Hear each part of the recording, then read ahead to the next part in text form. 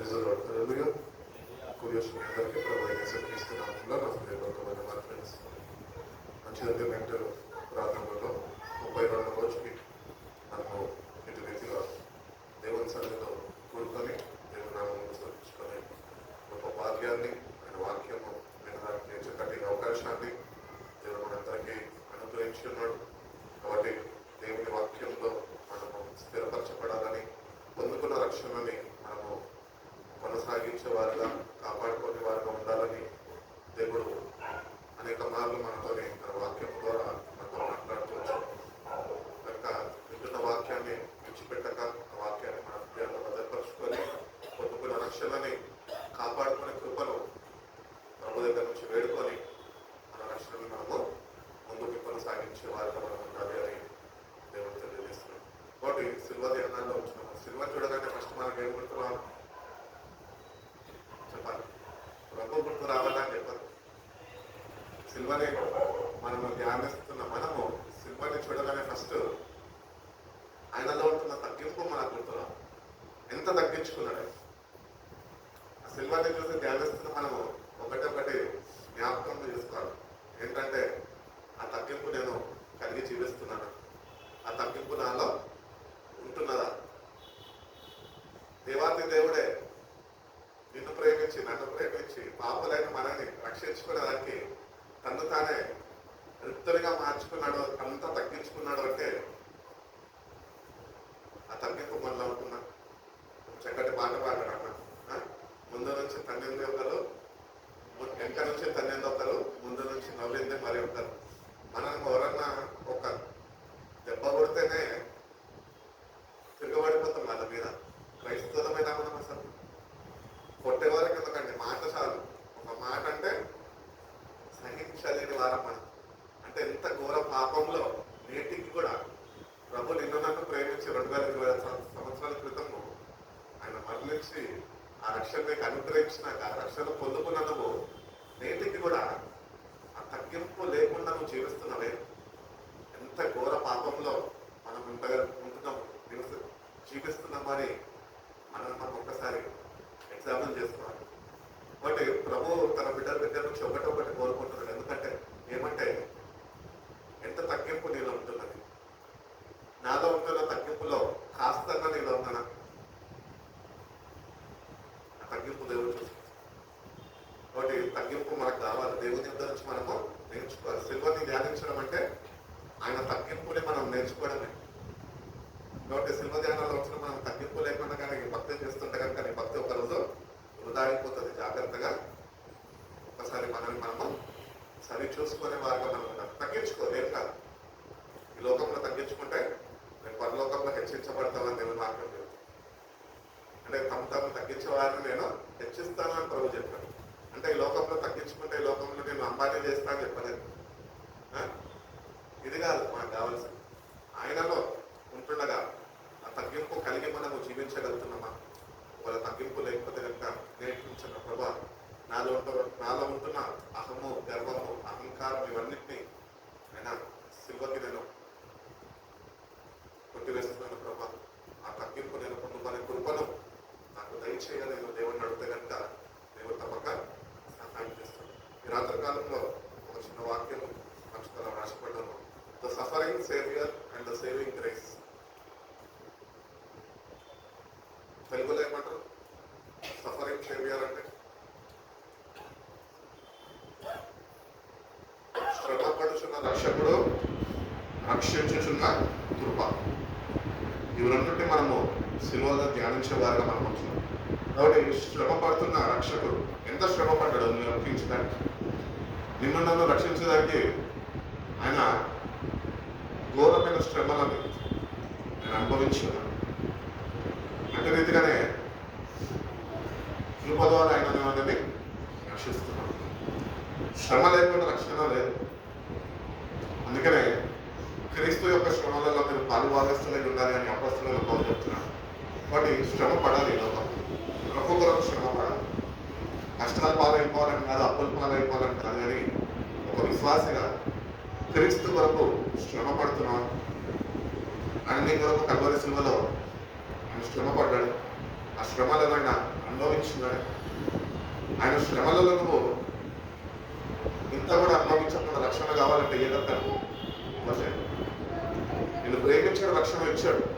కానీ నువ్వు సిల్వర్ని ధ్యానిస్తుండగా ఆయనలో ఉంటున్న ఆ తగ్గింపుని మనము కలిగి జీవించగలిగితే, ఆయన కొరకు మనల్ని మనం తగ్గించుకోగలిగితే, ఆయన బిడ్డల్ని మనం జీవించగలిగితే, ఒక మాదిరి కలిగి మనము ఆయన బిడ్డలతో ఒక గుర్తింపు కలిగి ఉండగలిగితే కనుక తప్పక ఆయన అనుగ్రహించిన రక్షణని మనము కొనుక్కునేవారు. కాబట్టి దేవుని రాజ్యంలో ఎవరు ఉన్నారట? గర్విష్ఠులు, అహంకారులు, వీళ్ళు ఉండరు అని బైబిల్ చెప్తుంది.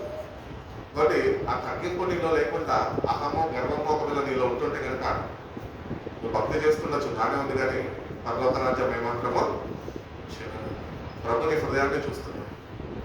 అంత తగ్గించుకున్నాను. దీన మనసు కలిగిన వాడను నేను అంటున్నాడు. అంత దీన మనసు నీకు ఉంటున్నాను. ఇంతకాలము ప్రభుని సేవిస్తున్నావే అంటే మనసులో ప్రభు దగ్గర నుంచి నువ్వు పొందుకున్నావు.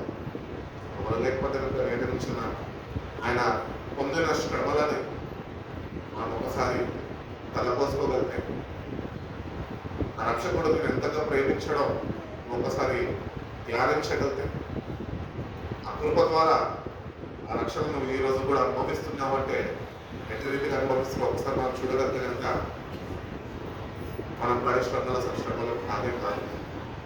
ఈరోజు మనకు కొంచెం కష్టాలు రాగానే నాకే ఎందుకు వచ్చింది కష్టమో దేవుడిని ప్రశ్నించే వారిగా మనము ఉంటూ ఉన్నాం. అంత అహంకారము, అంత గర్వం తోని దేవుని బిడ్డలు నడిపింపబడుతున్నారు.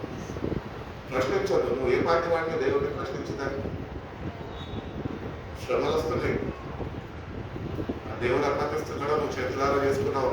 దేవుని సహాయం మీద ఆధారపడే కృపలో నువ్వు అప్పగించుకొని నువ్వు తగ్గించుకొని వాటి సహాయం నాకు కావాలిగా అని నువ్వు వేడుకోగలితే వాటి నుంచి దేవుడు నేను లేవనెత్తుతాడు. అంతేగాని నాకే ఎందుకు శ్రమలు అంటే నువ్వు పెద్ద భక్తులు దేవుడి దృష్టిలో కాదు, నేనైనా కాదు, నేనైనా కాలేదు. కాబట్టి దేవుడు మన దగ్గర నుంచి ఒకటే కోరుకుంటున్నాడు, నేను మిమ్మల్ని రక్షించడానికి నేను ఇంత శ్రమ పడ్డానే, ఇంతగా నేను తగ్గించుకున్నానే, అది ఎందుకు మీరు కలిగి జీవించలేకపోతున్నారు అని ఒకసారి జ్ఞాపకం చేస్తున్నాడు. కొద్దిగా రాసిన 2వ పత్రిక 5వ అధ్యాయం 21వ వాక్యంలో జ్ఞాపకం చూడండి.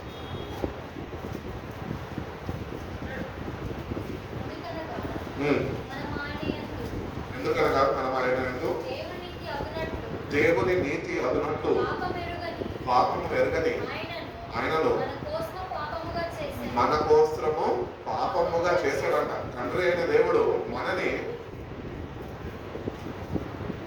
రక్షించడానికి, నీతిమంతులుగా తీర్చిదిద్దడానికి ఆయనని ఏం చేశాడంట? పాపముగా చేశాడు.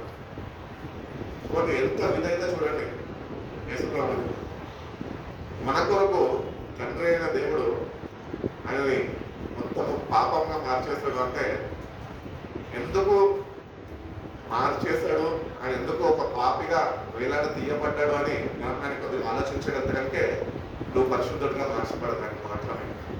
ఆయనలో ఉన్న పరిశుద్ధత నీకు అనుగ్రహించడానికి నీలో ఉన్న పాపాన్ని ఆయన మీద వేసుకున్నాడు. కాబట్టి దేవుని దగ్గరకు వచ్చిన మనము నేటికి కూడా ఆయన ప్రేమని అర్థం చేసుకోవాలి.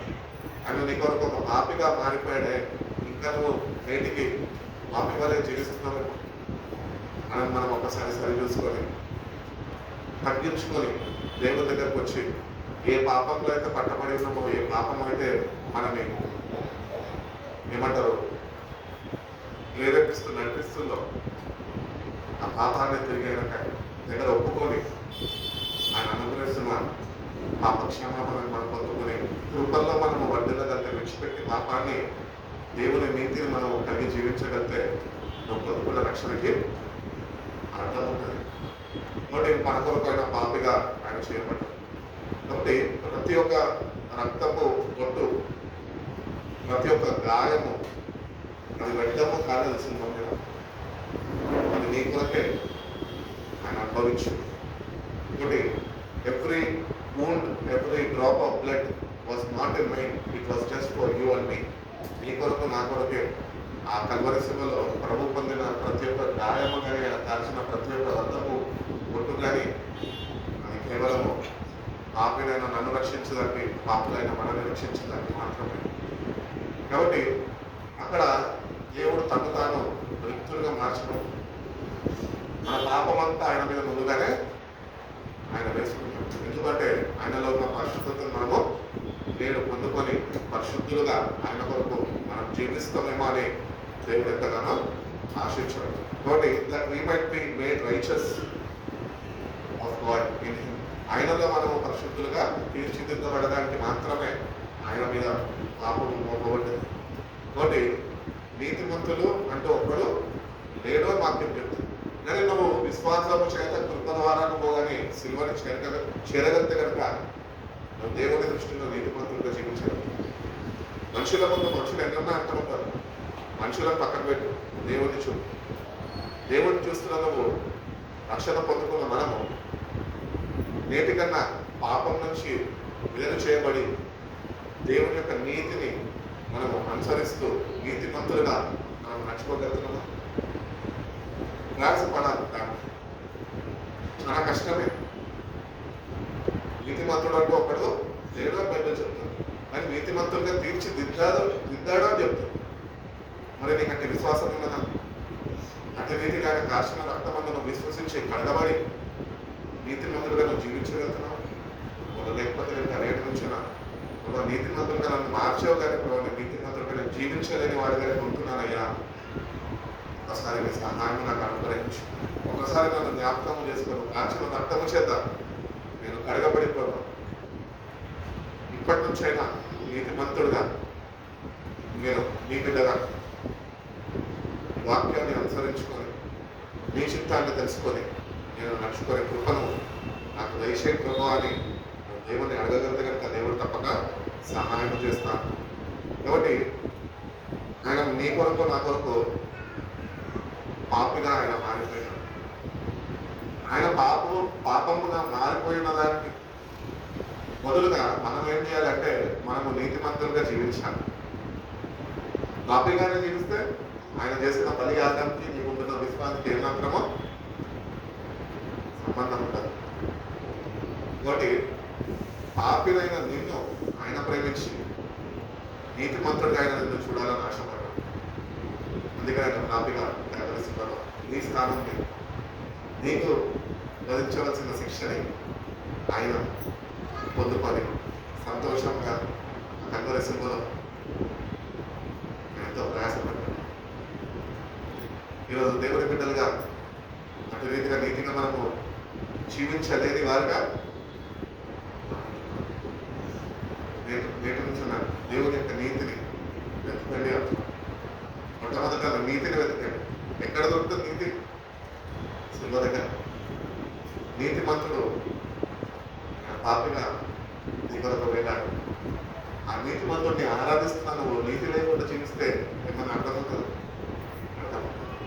బట్టి నేటి నుంచిన నీతి మంతులుగా మనం ఉన్నాము అని దేవుడు మనం చేసుకున్నాడని ఆయన యొక్క సంపూర్ణ విశ్వాసము, ఆయన చిత్తము మనము గుర్తెరిగి నేటికన్నా మనము ప్రభు కొరకు శ్రమపడే వారిగా ఉంటేనే పొందుకున్న రక్షణ దేవుడు మనకి అనుగ్రహించగలుగుతాను అని దేవుడు చెప్తున్నాను.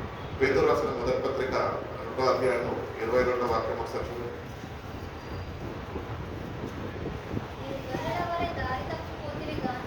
మీరు గొర్రెల వల్ల దారి తప్పిపోతారు, కానీ ఇప్పుడు మీ ఆత్మల కాపరియు ఆయన వైపుకి మళ్ళీ ఉన్నారు అని చెప్తున్నారు. కాబట్టి ఒకసారి అంటే మనము దారి తప్పిపోయిన వారుగా మనం ఉంటున్నాము, కానీ ఇప్పుడైతే దేవుడు తన మర్యాదల ద్వారా ఆయన వైపుకి మనల్ని ఆకర్షించుకుంటున్నాడు. కాబట్టి దేవుడిని విశ్వసిస్తున్న మనము, దేవుడు రక్తం చేత కడగబడ్డామా అని విశ్వాసము కలిగి జీవిస్తున్న మనము ఈరోజు నిజంగా ఆ కాపాన్ని వెంబడించగలుగుతామా? వెంబడించలేని వారిగా మనకు అనేక కాపాలు ఉంటాం.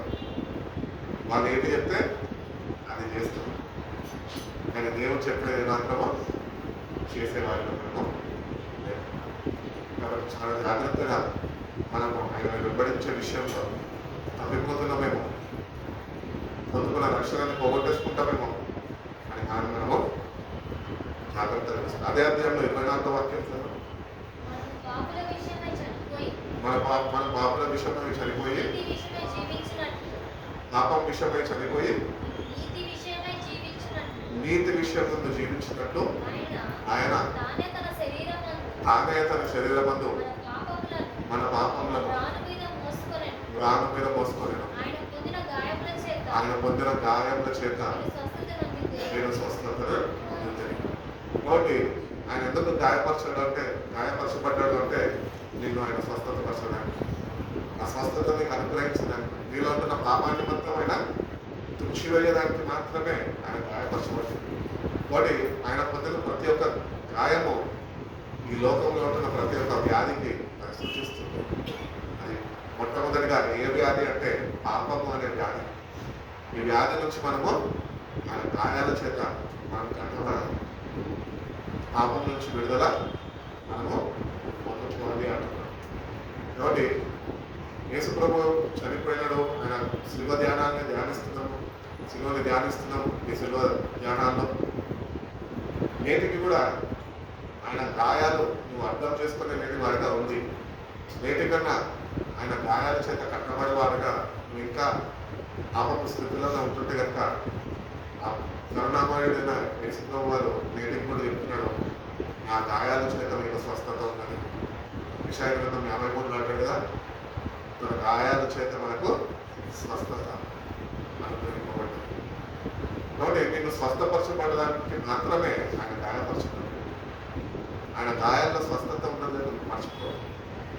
దేవుడిని ఆరాధిస్తున్నాను, సిల్వని చేరుకుంటున్నాను, సిల్వని ధ్యానిస్తున్నాను, ఇంకా స్వస్థతని పొందుకోక ఆ పాపంలోని ప్రయోజనాలను ఒక్కసారి మనము సరి చూసుకొని సరైన రీతిలో మనం దేవుడికి చేరుకోగలిగితే, మన జీవితాన్ని వెనక అప్పగించగలిగితే తప్పక ఆయన పొందిన గాయాల చేత ఆ స్వస్థత దేవుడికి అనుగ్రహిస్తాడు అని దేవుడు. యోహాను రాసిన మొదటి పత్రిక 3వ అధ్యాయం 5వ వాక్యంలో కూడా ఒక మాట చూడండి.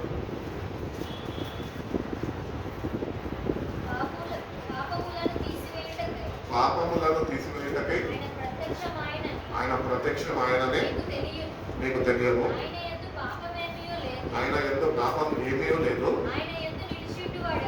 ఆయన యందు నిలిచి ఉన్నవాడు ఎవడునో పాపము చేయడు. పాపము చేయువాడు ఎవడునో ఆయనను చూడలేదు అని చెప్తున్నాడు. కాబట్టి దేవుని దగ్గరకు వచ్చిన మనము ఆయన ఏ పాపము చేయలేదు, కానీ పాపులైన మనని రక్షించడానికి మాత్రమే ఆయన పాపం ఆయన మీద వేసుకున్నాడు. మనిషి కుమారుడు దగ్గర ప్రత్యక్షమైన బైబిల్ చెప్తుంది సార్, సాతాను యొక్క కుతంత్రాలను నిర్మూలపరచడానికి ఆయన ప్రత్యక్షమైనదని పత్రికల్లో దేవుని వాక్యం తెలియజేస్తుంది. అట్టి రీతిగానే పాపులని రక్షించుకోవడానికి మాత్రమే యేసుప్రభువు వారు ప్రత్యక్షమైనారు. వాటి పాపులైన మనని ఆయన రక్షించుకునేదానికి ఎంతగానో ఆయన ఇష్టపడి మానవుల రక్షణ నిమిత్తము దైవ కుమారుడు నీ కొరకు పాపిగా మార్చబడి గాయపరచబడి ఎన్నో శ్రమలు ఆయన అనుభవించి నిన్ను ఆయన బిడ్డగా చేసుకునేదానికి ఎంతో సహించి ఈరోజు లౌకిక సహనము మనకు ఉంటున్నదా దేవుని బిడ్డలుగా ఏమాత్రమో లేని వారుగా మనం ఉంటుంది. కాబట్టి ఆయన పొందిన శ్రమలను మనం ధ్యానిస్తున్నప్పుడు ఇటు శ్రమలు అనుభవం కూడా ఆత్మీయ స్థితిలో నన్ను కూడా నడిపించు ప్రభావం దేవుడిని వేడుకుంటే దేవుడిని నేర్పిస్తూ ఆయన మేము నడిపించలేదు. దేవుని దగ్గరకు వస్తున్నాం ఏదో నామకార్థ భక్తి చేసుకుంటూ వెళ్ళిపోతే కనుక నువ్వు నిజంగా రక్షణ పొందుకున్న నువ్వు అయినా నేనైనా ఆయన శ్రమలలో పాలుపాపులో పొందలే. కాబట్టి దేవుడిని అడగాలి, క్రీస్తు యొక్క శ్రమలలో పాలుభాగస్తులై ఉండాలి అని భక్తుల ద్వారా తెలియజేస్తున్న రీతిగా ప్రభువా నేను కూడా శ్రమలలో ఎట్టి రీతిగా పాల్గొనాలి, నువ్వు నాకు నేర్పించి ఆత్మీయ స్థితిలో నన్ను బలపరచు. అట్టి రీతిగా నేను కూడా నా జీవితాన్ని నేను సమర్పించుకొని నేను వెంబడించుకొని కృపను నాకు దయచేయాలని నువ్వు దేవుడిని వేడుకోగలిగితే దేవుడు తప్పక సహాయం చేస్తానని దేవుడు చెప్తున్నాడు. యెషయా గ్రంథం 53:5 అంటాడు ఒక మాట,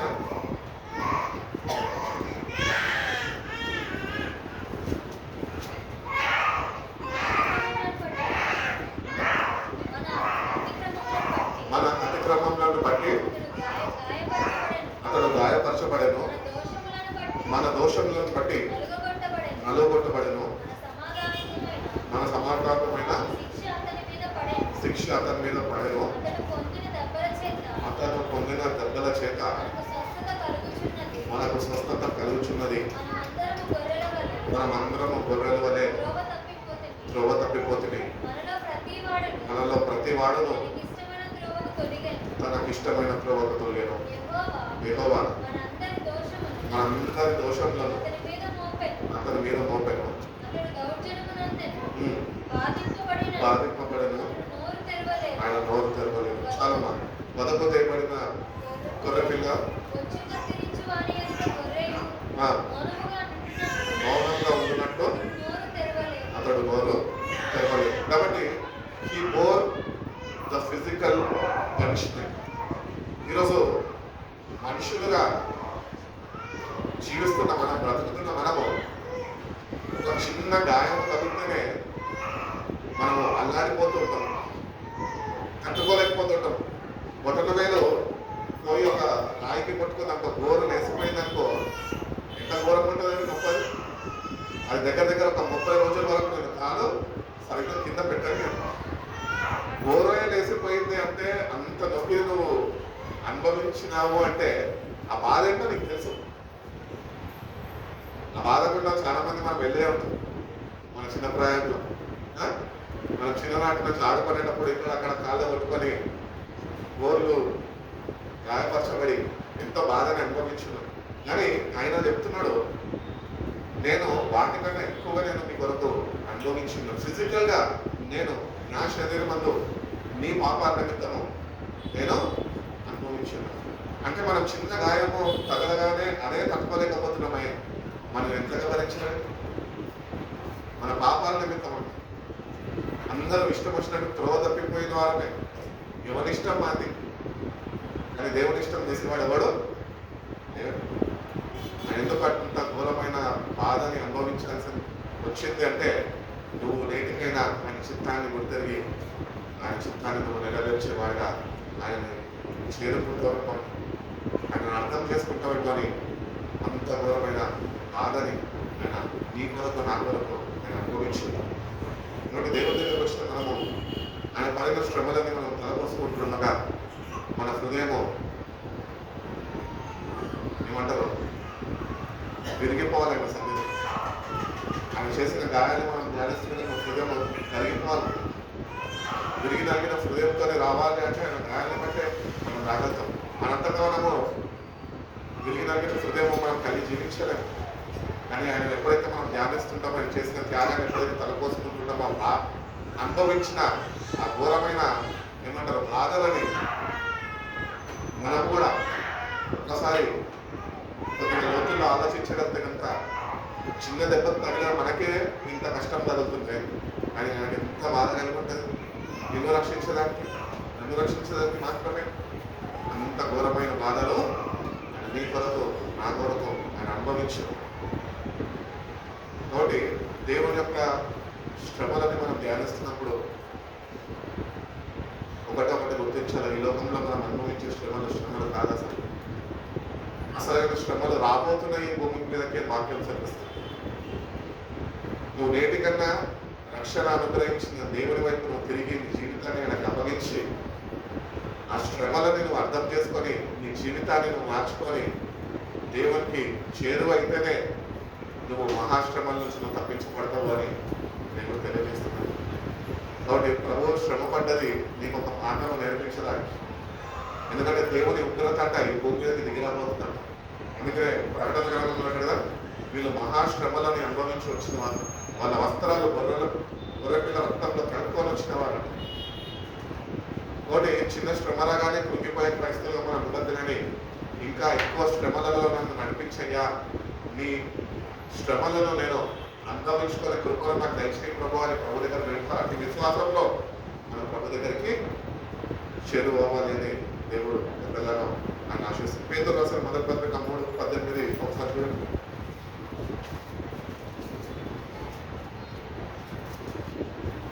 పేతురు రాసిన పత్రిక 3:18 ఏలయనగా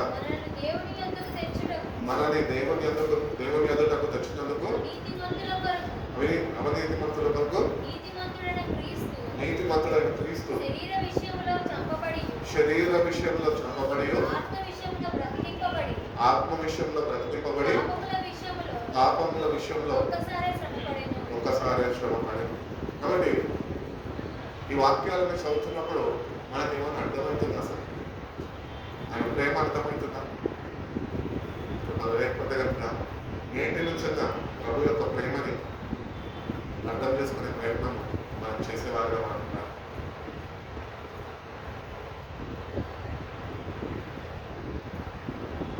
మన నిమిత్తము మన స్థానాన్ని ఆయన కోరుకున్నాడు.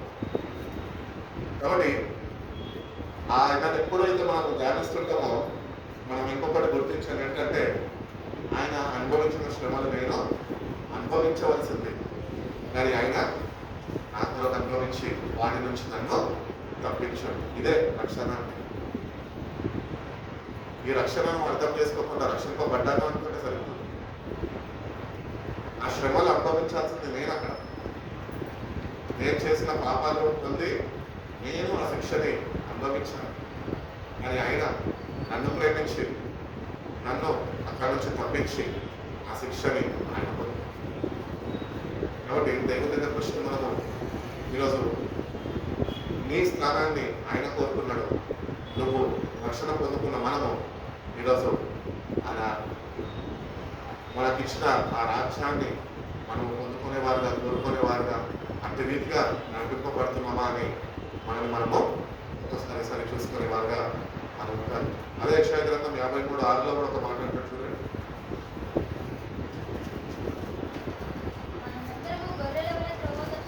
త్రోవ తప్పిపోతుంది, మనలో ప్రతివాడును తనకి ఇష్టమైన త్రోవకు తొలగెను. యెహోవా మనందరి దోషంలో అతని మీద మోపెను. అదే రీతిగానే హెబ్రీయులకు రాసిన పత్రిక 12:2 ఒక మాట వచ్చారు.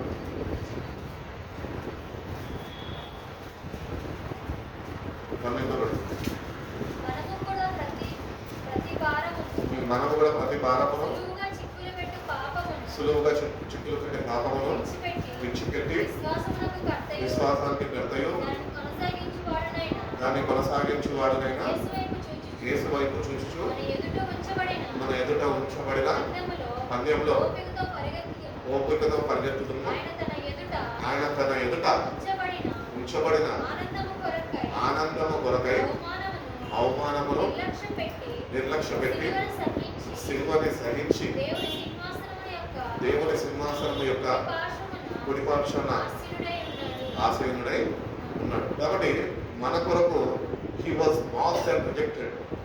ఆయన ఎంతో దూషింపబడ్డాడు, అవమానాలు పాలయ్యాడు. ఆయనని భయంకరంగా హింసించినాం. అట్టి రీతిగానే మనం చూసుకున్నట్లయితే కేవలం మన కొరకే శిల్వ త్యాగము అది మన కొరకే. ప్రభు నిన్ను జ్ఞాపకం చేసుకున్నాడు.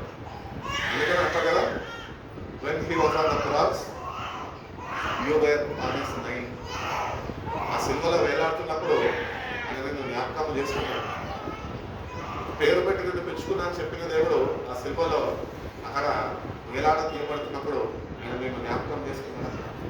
నీకోసం ఏంటిదా నేను చేయాలి, నేను అనుభవిస్తాను, ఈ పాపాల నిమిత్తం నేను అనుభవిస్తానని ఆయన అనుభవించాడు. కాబట్టి దేవుని దగ్గర వచ్చిన మనము ఆయన మన కొరకు తృణీకరింపబడ్డాం, అవమాన పాల్పడ్డ చేయబడ్డాం. ఈరోజు చిన్న అవమానం రాగానే ఇవేవో సాధించాలనుకో ఎన్నెన్నో ప్రయత్నాలు చేస్తున్నాం. భరించు, ఆయన ఏది చేయలేదు ఆయన, కానీ ఆయన నీ కొరకు భరించలేదు. ఆయనలో ఏ పాపము లేదు, కానీ పాపమంతా దేవాతి దేవుడు ఆయన మీద మోపినాడు కనుక ఆయన నీ కొరకు అవమానాలు ఆ కష్టాలని ఆయన భరించుకున్నాడు. ఈరోజు చిన్న అవమానం రాగానే అట్లా మాట్లాడతారు నా గురించి అని చెప్పి ఎగిరెగిరి పడుకుంటున్నాను. ఎవరు అన్నరా అని మాట అనగానే ఏం తెలుసా నువ్వు అన్నావా అని చెప్పి మీద పడిపోతూ ఉంటాము. అసలు క్రైస్తవుల మీద మనం ఇంతకాలం ఎందుకు రక్షణ పొందుకొని ఇంకా దేవుని బలియాగం ద్వారా ఏమి నేర్చుకోలేని వారుగా అంటే తగ్గింపు కలిగి జీవించలేని వారుగా మన జీవితాలు ఉంటున్నాయి. రక్షణ పొందుకున్న ఏమంటారు ఆ అశుద్ధి లేదు, ఆ మార్పు లేదు, ఆ తగ్గింపు నీలో లేదు. ముందు నీ ముందున్న మనుషులే చూడలేకపోతున్నారు కదా, దేవాది దేవుడు చూడగలుగుతున్నాను చూడలేకపోతున్నాను. ఒకటి ఎట్టి స్థితిగతుల్లో నువ్వు ఈరోజు రక్షణ పొందుకున్నాక నడిపింపబడుతున్నావు. ఒకసారి నిన్ను నువ్వు పరిశీలన చేసుకుంటావు. ముట్టిగా పొందుకున్న రక్షణని ఎలా చేసుకోవాలి, ప్రభుని అర్థం చేసుకుని ప్రయత్నించు. మనుషులు నీకు అర్థం కాలేదు, ఆడవాళ్ళు అసలుకి అర్థం కాదని కొంతమంది చెప్తుంటారు. ఎవరెటు పోయినా కానీ మన జీవితంలో రక్షణ పొందుకున్న మనం ప్రభుని అర్థం చేసుకునే వారుగా బాగుండాలి. అంతగా నేను ప్రేమించు, అంతగా నేను కోరుకున్నాను. ఎవరు నేను కోరుకోలేము ఈ లోకంలో అని ప్రభు నిన్ను అంతగా కోరుకున్నాను. ఇప్పుడు దేవుని దగ్గర విషయం మనం ఆయన నీ నా నిమిత్తము ఎన్నో అనుభవించాడు అని మనం ఒకసారి జ్ఞాపకం చేసుకొని ఈ జీవితంలో వస్తున్న కష్టాలన్నింటినీ మనం కూడా అనుభవించుకునే శక్తిని, అటువంటి కృపను దేవుని యొక్క నుంచి పొందుకొని ఆయన యొక్క నుంచి అనేక విషయాలు మనం నేర్చుకొని ఈ లోకంలో యాత్రని మనము ముందుకు కొనసాగించే వారిగా మనం చిన్న చిన్న వాటికి మనం ముందుకు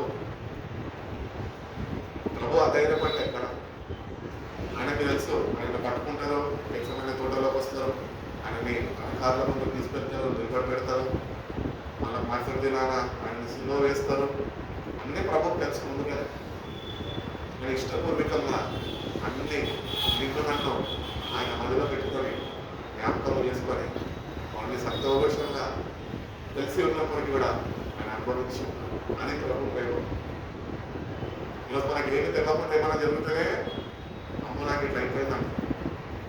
నేను ఆయనకు అన్నీ తెలుసుండి నీ నాకు కూడా ఆయన అనుభవించాలంటే ఎంత గొప్ప త్యాగము ఆయన ప్రేమలో దాగి వచ్చింది.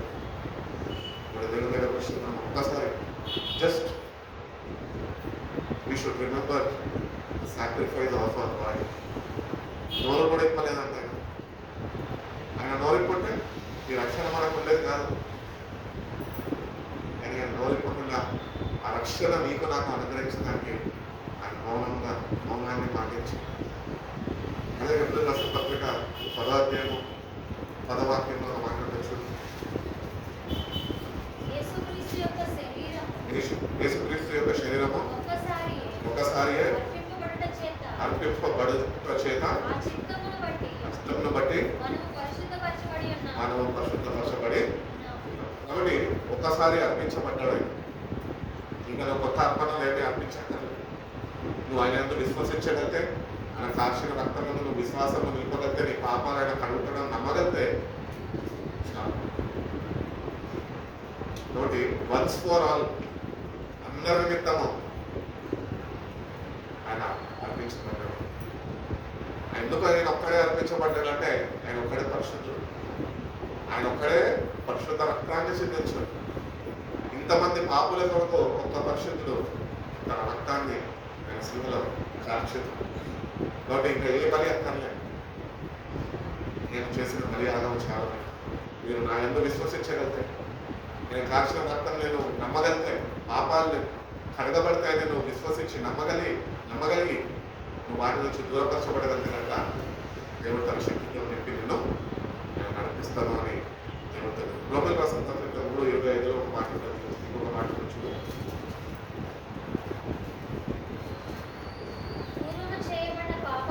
పూర్వము చేయబడిన పాపములను దేవుడు తన ఓర్మి వలన ఉపేక్షించినందున ఆయన తన నీతిని కనపరచవలనని క్రీస్తు యేసు రక్తమందలి విశ్వాసము ద్వారా ఆయనను కరుణాధారంగా బయలుపరచను.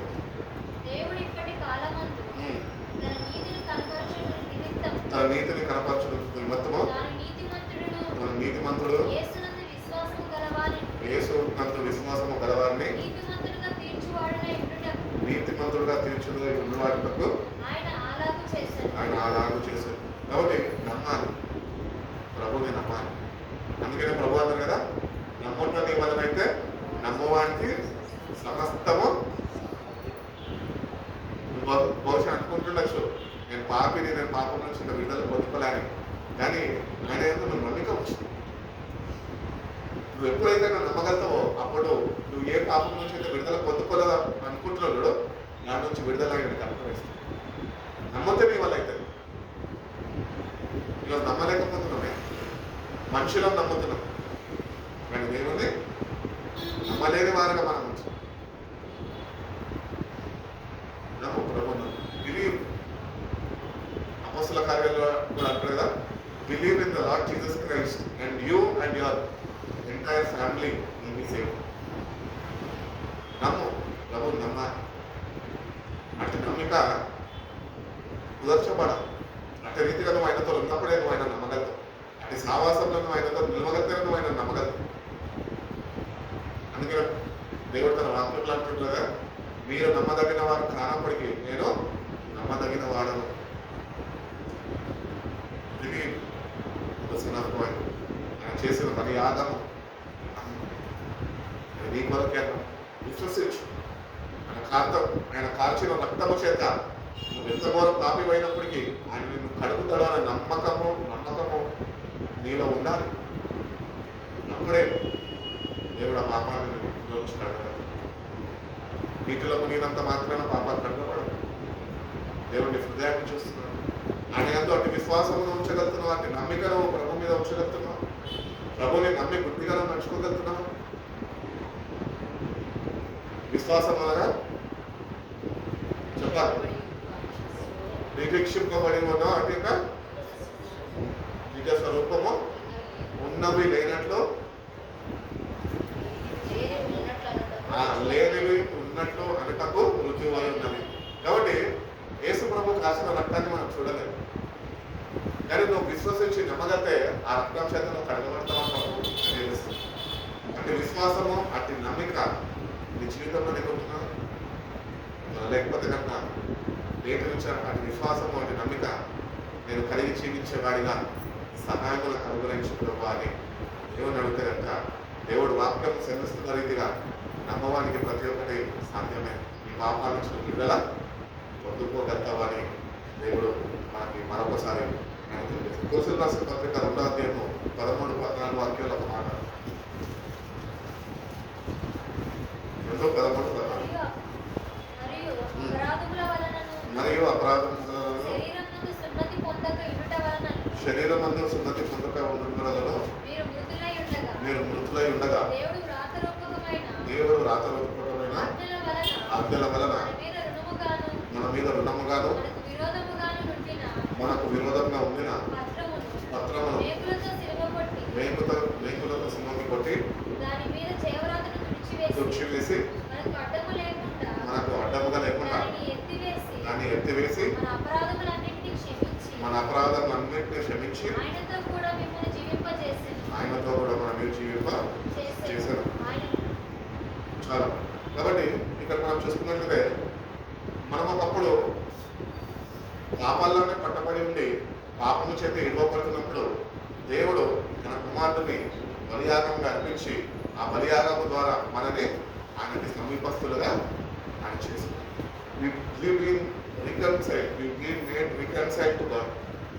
కాబట్టి పాపిపైన నువ్వు ఈరోజు దేవునికి చేరువ అవుతున్నావు అంటే అక్కడ మధ్యలో మధ్యవర్తి అయిన క్రీస్తు నీ కొరకు ఆయన బలియాగం అయ్యాడు. ఆయన నువ్వు విశ్వసించి ఆ రక్తమందును విశ్వసించి కడగబడితే దేవుని కృపాసింహాసనం చేరుకునే వాడిగా ఉండగలుగుతామని దేవుడు తెలియజేస్తున్నాడు. కాబట్టి you have to be made reconciled to God. ఈరోజు దేవుని బిడ్డలను పిలవడుతున్నామని దేవునితో సావాసం కలిగి చూపిస్తున్నాం. ఈరోజు దేవునితో ఎందుకు సావాసం లేదో ఒకవేళ ఆలోచిస్తే కనుక నీలో ఉంటున్న పాపమే ఆయన తన సావాసంలో నిర్వహిస్తుంది. నీలో ఉంటున్న పాపమే నేను ఆయన దగ్గరికి చేరనిస్తుంది.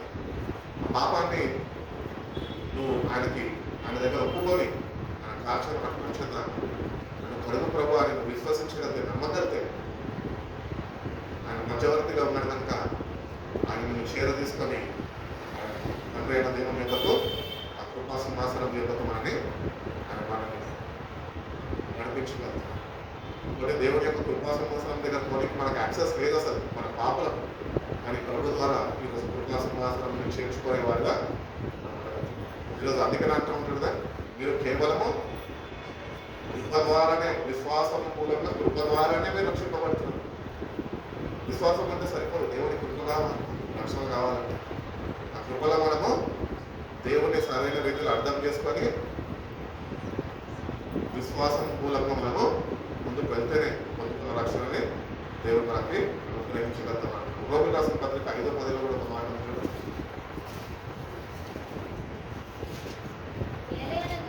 ఏదైనా మనము శత్రువులై ఉండగా ఆయన కుమారుడు మరణము ద్వారా మనము దేవునితోనే సమాధానపరచబడిన ఎడల సమాధానపరచబడిన వారమై ఆయన జీవించుట చేత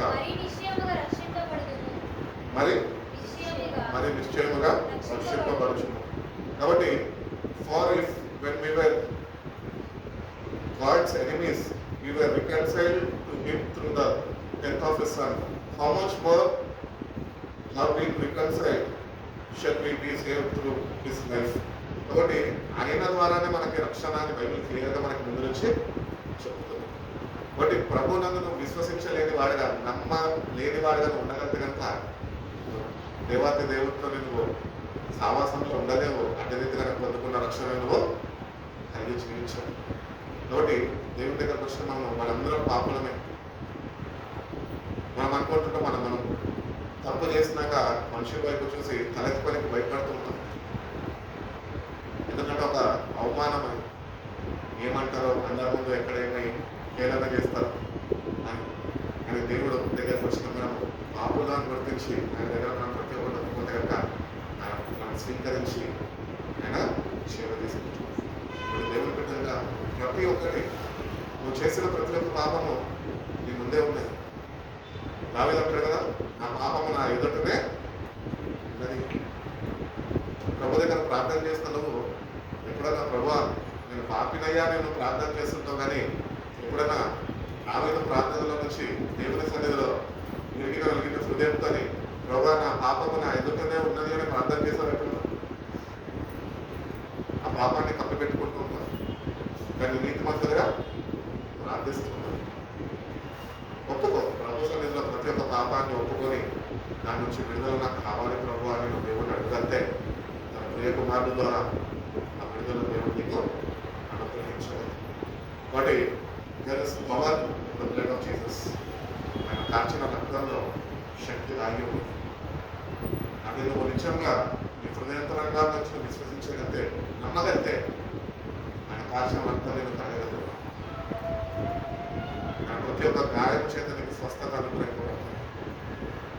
వాటి పాపాన్ని ఏమాత్రము నీలో ఉంచుకో. ఆ పాపమే నీలో దాగి ఉంచుకొని రోగాల వృద్ధి చెందితే ముందుకున్న రక్షణ జారిపోతుంది, చేయాలిపోతుంది. అందుకని ప్రతిదినము మనని మనం సరిచూసుకుంటూ ఏ పాపంని ఆయన ఎదుట ఒప్పుకోలేదో, ఏ దిక్కున ఈ రాత్రి ఆయన సన్నిధిలో నా పాపంని ఒప్పుకొని నాకు విడుదల కలగజేసి నాకు నిమ్మలమైన హృదయాన్ని నువ్వు అనుగ్రహించుకున్నావు, నెమ్మదిని నాకు కలిగి చెప్పావు. పాపం ఉన్నాడంట ఎప్పుడు నెమ్మదిగా ఉన్నాడట. దుష్టులకి నెమ్మది ఉంటుందని బైబిల్ చెప్తుంది. వాటి పాపం నీలో ఉంటుంది, కానీ నువ్వు ఆ పాపంతో సహకరిస్తూనే ఉన్నావనుకో, అది నీ ఉన్న నెమ్మదిని కాస్త దొంగిలించేస్తుంది. అందుకే దేవుని బిడ్డలకి తన నెమ్మదించాడు. ఎందుకు దేవుని బిడ్డలు ఈరోజు నెమ్మది కలిగి నిమ్మలత కలిగి వాళ్ళు ఉండగలుగుతున్నారు తెలుసా? వాళ్ళు ప్రతి ఒక్కటి ఆయన దగ్గర ఒప్పుకున్నారు, వాటి నుంచి వాళ్ళు కడగబడ్డారు, దేవుడు అనుగ్రహిస్తున్న సమాధానాన్ని వాళ్ళు పొందుకున్నారు. ఈరోజు నీ జీవితంలో నెమ్మది లేదేమో, ఏదో ఒక ఆందోళన నీలో ఉంటున్నదేమో, ఇంకా ఎందుకు నాకు కష్టాలు అని ఇంకా ఆలోచిస్తున్నాను. వాటిలో అన్నిటికీ కారణము నీ హృదయంలో ఉంటున్న పాపమే. హృదయంలో దాగి ఉంటుంది పాపం. పాపంని దేవుని దగ్గర ఒప్పుకొని క్షమాపణ పొందుకొని నువ్వు ఇస్తున్న సమాధానం కలిగి జీవించేవాడిగా నీ రాక కొరకు నేను ఎట్టి రీతిగా సిద్ధపడాలో ప్రభావం నాకు నేర్పించే ఆ నెమ్మదిని నేను కలిగి జీవించే కృపను నాకు తెచ్చే ప్రభావం. నిన్ను బట్టి నేను సంతోషిస్తూ ముందుకు కొనసాగేవాడిగా ఈ సహాయం నాకు అనుగ్రహించు అని దేవుడిని అడగదు కనుక దేవుడు తప్పక మనం క్షమిస్తున్నామని చెప్తారు. ఆఖరిగా మనం చూసుకున్నట్లయితే ఎఫెసీయులకు రాసిన పత్రిక 1:7 తెలుసుకోవచ్చు. దేవుని కృపా మహదైశ్వర్యమును బట్టి ఆ ప్రియుని యందు ఆయన రక్తము వలన మనకి విమోచనము అనగా మన అపరాధములకు క్షమాపణ కలిగి ఉన్నాయి. కాబట్టి దేవుని దగ్గరకు వచ్చిన మనము ఆ నెమ్మది, ఆ క్షమాపణని మనము కలిగి జీవించాలి అని దేవుడు కోరుతున్నాడు. ఇంతకాలం జీవించలేదను నేటి నుంచి అన్నాను. అవి ప్రభు దగ్గర నుంచి కొనుక్కొని నీ జీవితాన్ని నువ్వు ఆయనకు అప్పగించి అవి నాకు అనుగ్రహించవా అని దేవుడిని అడగగలితే, అంటే వీటిగానే మన బ్రతుకులను మనం మార్చుకోవడానికి ఇష్టపడగలితే దేవుడు తప్పక సహాయం చేస్తాను అని తెలియజేస్తుంది. అదే ఎఫెసీయులకు రాసిన పత్రిక 2:6 చూడండి. క్రీస్తు యేసునందు ఆయన మనకు చేసిన ఉపకారము ద్వారా అత్యధికమైన తన కృపా మహేశ్వర్యంలో రాబో యుగములలో కనపరచు నిమిత్తం క్రీస్తు యేసునందు మనలను ఆయనతో కూడా లేపి పరలోకమునందు ఆయనతో కూడా కూర్చుండబెట్టారు. విశ్వాసానికి ఉన్న గొప్ప భాగ్యం ఏంటో తెలుసా? వాళ్ళు ఆల్రెడీ పరలోకాన్ని అనుభవిస్తున్నారు. అంటే విశ్వాసంగా ఉన్నాం. ఆయన ఆల్రెడీ పాపిని ప్రేమించాడు, పాపిని రక్షించుకున్నాడు, ఆయనతోనే కూడా సమాధానంగా పరలోక రాజ్యంలో ఆయనతోనే కూర్చోబెట్టుకున్నాడు. ఇది రక్షణ అనుభవం. అంటే చచ్చిపోయిన పరలోకం పోవడం కాదు. అందుకనే మనం చూస్తున్న బైబిల్లో తల్లి అంటే ప్రభుని అడుగుతుంది ఏమని, నీకు ఇష్టమైతే నా కుమారుడిని కుడి వైపు ఇంకొకరిని ఎడం వైపు కూర్చోబెట్టుకుంటే ఆయన అంటాడు, అది నా చిత్తం కాదు, తండ్రి యొక్క చిత్తం మాట. తండ్రి యొక్క చిత్తాన్ని గుర్తించి యేసు ప్రభు అయితే వాక్యంలో చెప్తున్నారు, నేను ఆల్రెడీ ఆయన చీర తీసుకొని నీ పాపాన్ని క్షమించి నిన్ను ఆయనతోని కూడా ఆయన సింహాసనం మీద కూర్చోబెట్టుకున్నాను. ఈ అనుభవాలు మనకు వచ్చినటువంటి పరలోక అనుభవం మనకి ఈరోజు జీవించగలుగుతాము. మన వ్యక్తిగత జీవితాలు లేకపోతే కనుక ఆల్రెడీ అందుకని అన్నారు కదా, దేవుని రాజ్యం మన చేతలో ఉన్నది, కానీ మనం లోకంలో ఉంటున్నాం. అదొకటి డిఫరెన్స్. దేవుని రాజ్యం ఇక్కడే ఉంటుంది, మీలోనే ఉంటుంది, మీ మధ్యలో ఉంటుంది, కానీ మనమే అందులో లేక లోకంలో ఉంటుంది. బైబిల్ ప్రకారం అయితే ఈరోజు మనం ఆయనతో కూర్చోబెట్టుకున్నాం, ఆయనతో ఉంటున్నాం, ఆయనతో జీవిస్తున్నాం, ఆయనతో సహజీవనం చేస్తున్నాం, ప్రభువుని కలిగి జీవించగలుగుతున్నాం. లేకపోతే కనుక నేటి నుంచి ఆయన వాక్యం ముందు విశ్వాసం కాదు, విశ్వాసం పెంపొందించుకున్న దేవుని అడగాలి. అంటే విశ్వాసం అంటే నిరీక్షణ కలిగి ప్రభావం ఈ వైపు నేను చూసుకునే కృపను నాకు దయచేయి, నా జీవితంలో ఒక మార్పు నాకు కలిసి నేను కూడా ప్రభావం ఈ పరిశుద్ధతలో పాల్గొంటున్న కృపను, ఈ పరిశుద్ధతను మీ యొక్క నుంచి పొందుకొని మీ కొరకు ఆ పరిశుద్ధ రాగల కొరకు సిద్ధపడేవాడిగా ఈ సహాయాన్ని నాకు అనుగ్రహించని నా ప్రభు నోటు అడగలేదు కనుక ప్రభు తప్పక సహాయం చేస్తానని మరి మన జీవితాలు ఎట్టి రీతిగా నడిపింపబడుతున్నాయో, మన రక్షణ ఎట్టి రీతిగా కొనసాగిస్తున్నామో ఒకసారి మనం చూసుకొని ఎన్నో వాక్యాన్ని బట్టి మరొకసారి వాక్యాన్ని నిర్ణయిస్తుంది. మన జీవితాన్ని దేవుడికి తిరిగి అప్పగించగలిగితే కనుక దేవుడు నమ్మదగిన వాడి కనుక ఆయన చేర తీసుకుంటాడు అని ఒక వాక్యాన్ని దేవుడు వల్ల మన జీవితాలు మనం చేయవలసిన దేవుడు పట్టుకుని మనందరికీ అనుగ్రహించి మన పరదర్శన ద్వారా కలబోసుకుందాం. చిన్న ప్రార్థన చేసుకుంటాం. పరిశుద్ధుడా, ప్రేమ కలిగిన సేవపద్ధతి నమ్మకం ఎంతగానో ప్రేమించుకుంటగా ప్రేయర్చిన ప్రభావం ఈ 32వ రోజు వరకు ప్రభావం మీరు నాకు తోడుగా ఉండి నేను మమ్మల్ని నడిపించిన విధాలు వాటిని ఇస్తున్నారు ప్రభావం. మా కొరకునైనా మమ్మల్ని రక్షించడానికి ప్రభావం ఎంతనో శ్రమపడ్డాం ప్రభావం. అటు రీతిగా ప్రభావం నీ కృప ద్వారానైనా మమ్మల్ని నేను రక్షించుకున్నాను. కృపని మాకు అనుగ్రహిస్తూనే నా రక్షణలోనైనా మమ్మల్ని నేను జ్ఞాపకం చేసుకున్న విధానాన్ని ఇస్తున్నారు ప్రభావం.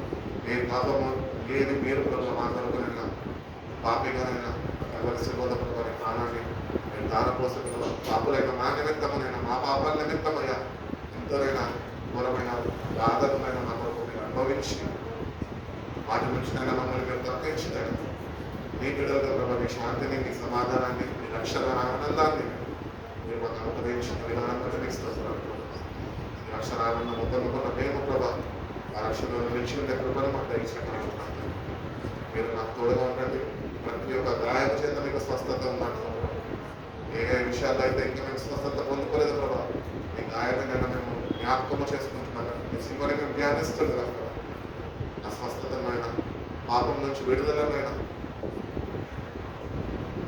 నేను పొందుకునే కృపను మా ప్రతి ఒక్కరికి మేము దయచేయమని నేను కాల్చిన ప్రతి ఒక్క రక్తపు బిందును బట్టి నీకు వందనాలు. మీరు గాయాన్ని పొందిన విధానం బట్టి నీకు వందనాలు. ఏది వృధా కాలేదయ్యా, మమ్మల్ని మేము ప్రేమించారు, ఆ రక్షణ మాకు అనుగ్రహించారు. సినిమాని మేము ధ్యానిస్తుండగా ప్రభా ఆ రక్షణ బాటలో మేము కూడా మా జీవితాన్ని మేము సరిదిద్దుకొని ప్రభా సంపూర్ణంగా ప్రభా నీకు అంకితము చేసుకొని ప్రభా నీ కొరకు నేను సాక్షులుగా కొనసాగి కృపను ప్రతి ఒక్కరికి మేము దయచేయమని అడుగుతున్నాను. ఆ కొరకునైనా ఎన్నో అవమానాలు ఎన్నో నిందలైన మీరు భరించి లోకంలో వాటిని మేము చూడకుండా ప్రభా మీరు మాకు ఓర్పడిన శ్రమలను మేము చూస్తూ ప్రభా ఈ లోకాన్ని నేను ఎదుర్కొని జయించే కృపను ప్రతి ఒక్కరికి మేము దయచేయండి. నిన్న వాక్యాన్ని వచ్చిన ప్రతి ఒక్కటి మీరు దర్శించండి.